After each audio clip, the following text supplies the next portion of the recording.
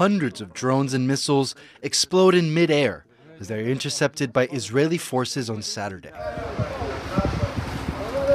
These are some of the images captured from Iran's first direct attack on Israeli soil in more than 45 years. The United Nations Security Council is calling for restraint and pushing for dialogue to prevent further escalation. And U.S. national security officials say they won't help Israel take any offensive actions against Iran.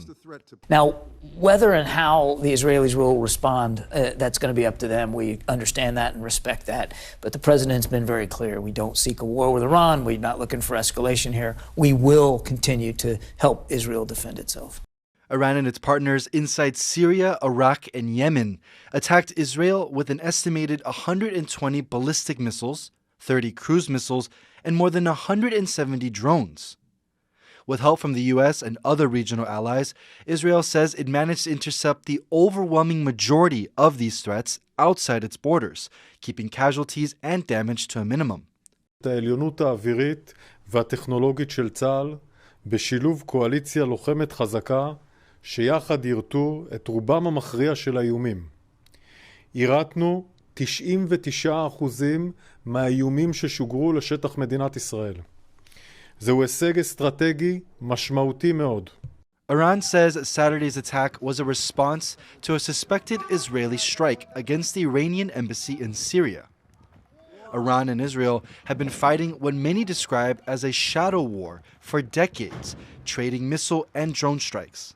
But that conflict is coming out into the open as the war in Gaza between the Iranian-backed Hamas militant group and Israel enters its 7th month.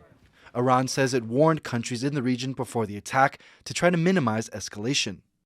ما به کاخ سفید طی پیامی بامداد امروز اعلام کردیم که عملیات ما محدود و حداقلی و با هدف دفاع مشروع و تنبیه رژیم اسرائیل صورت می‌گیرد.